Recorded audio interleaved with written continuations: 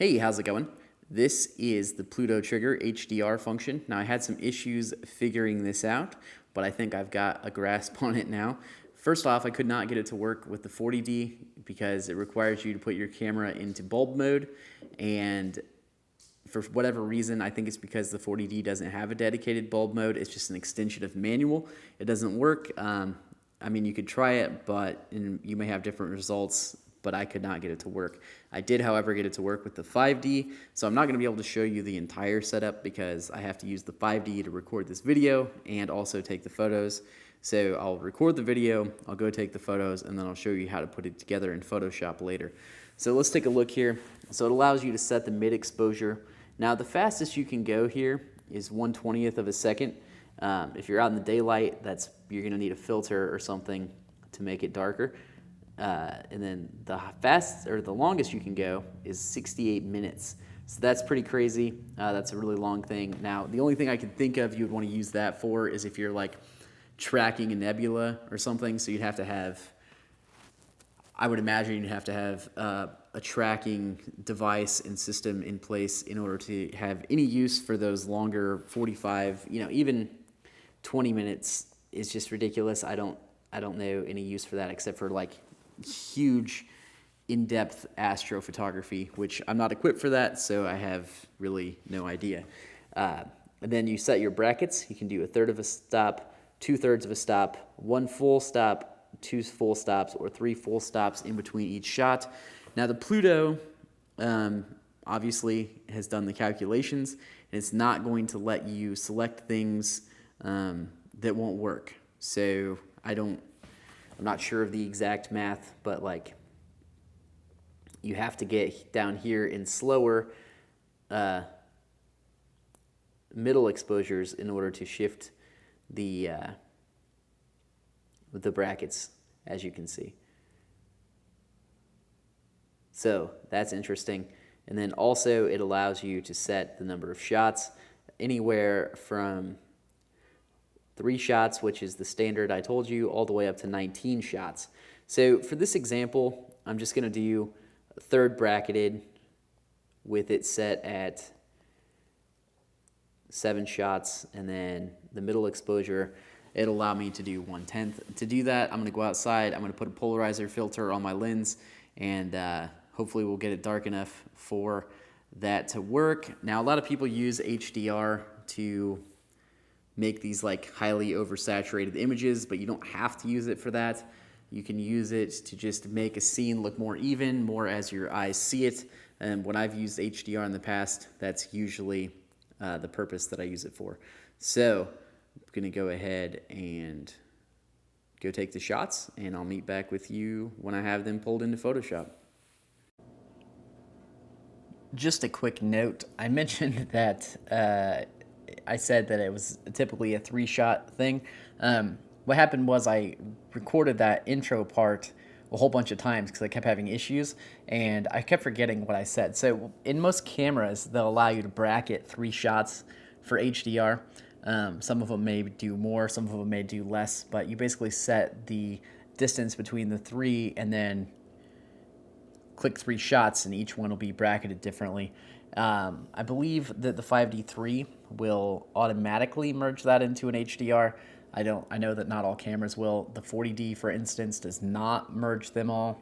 You have to do it later in post-processing. So just a little note there before I get into editing these photos in Photoshop.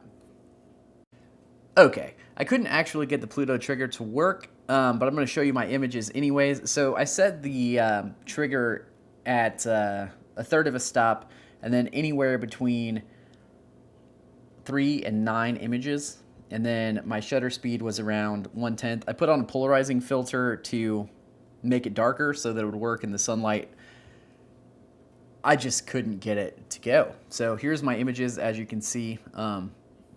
These all pretty much are the exact same. This one in the middle is lighter, and then I tried it again. Now some of them worked. I got a progression, as you can see here. So this would have been a progression. It started here, I believe, and then went to here. And then this was the next one. I tried to change the framing up a little bit in between. This one actually worked okay, but again, I'm not sure why it worked or didn't work. And then here's some more. You can see, I don't know. I didn't feel good about the experiments. I spent a lot of time tinkering with this, trying to get it to go, and I just couldn't get anything I was happy with. Now, I'm sure that these would work. You could put them in Photoshop, compile an HDR image, it would come out just fine, but I didn't want to do that. I think there's an easier way to do this. Now, I can see where the benefit of the Pluto is in doing an HDR if you're doing the long exposures where you just want to set your camera and forget it, like I talked about earlier with the astrophotography or whatever. That makes sense to me, where you're setting it, you don't have to worry about it, and it just goes. The Pluto's going to handle that just fine. But if you're just looking for a standard HDR photo, I think it's much easier to just do it manually. So I went ahead and did that. I don't know, I'll tell you how to do it. I don't know if you've ever done it before, but I was in Starbucks.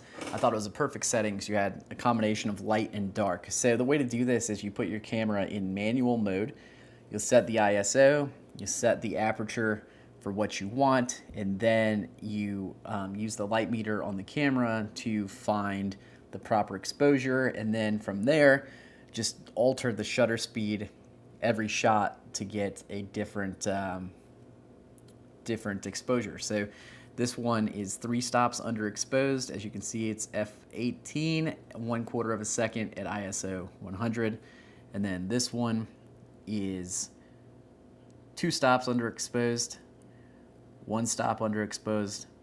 This one is, according to the camera's light meter, the proper exposure. Then we went 1 stop overexposed, 2 stops overexposed, 3 stops overexposed. Now I'm not going to touch any of these. I'm just going to leave them as they are because we're going to do HDR. So select all of these and then just right click on the image and then merge to HDR. And then it brings up this, and then auto tone, align images. Pretty cool. This is deghost. So if there was any ghosting from the images, you can click that and it will take care of it. You can click the overlay, and when it shows the overlay, it'll be red where the software took out some of the ghosting from the images. This one was pretty good. The camera didn't move, so I don't really think there should be any ghosting. You might get some people moving in the background or whatever that would also cause some ghosting, but I think for the most part, this one should be pretty good. It's in the middle of it. I wonder if I can just bail on it, and yeah. Okay, so I'm going to go ahead and push merge. When you do that, it brings up the option to save it. So I'm going to save it, and then it works a little bit, and then there's your HDR image. So basically what HDR does is, I'll go back to the properly exposed one. Oh, okay, so this is the one that the camera said was properly exposed. And as you can see, the coffee here on the bottom is still a little bit dark. There's some darker areas over in here, and then these lights are a little bit blown out. So HDR takes the best properly exposed areas of every image and puts them into one. And that's what this is. So you have the properly exposed lights. The coffee isn't as dark. It's more properly exposed, and that is the results. Now, a lot of times people take HDR and they do these ridiculous things with them where they blast the saturation and the details, and they just make them look so unrealistic. And you know, maybe that's your thing, but personally I like the more realistic looking images, so I'm just going to go ahead and stick with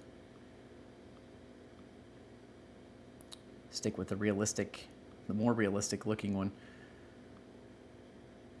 which somewhere I screwed it up, I think, but there we go. So that's how it was initially, and I think I'm just going to leave it like that. I don't think it looks too bad. Maybe you could use a little bit of a contrast bump, but for the most part, I think it turned out pretty well. Very easy to do that within Photoshop, as you saw. Sorry I couldn't get the Pluto to work better.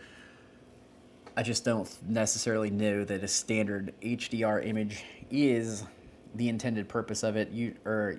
Usually when I do HDR, it's a situation like the street there where there's the shadows and the sunlight, where you're trying to get both properly exposed. So you don't want, you didn't want the buildings that were in the shadows to be completely black, and you also didn't want the sun parts to be blown out. So that would be a perfect opportunity for HDR.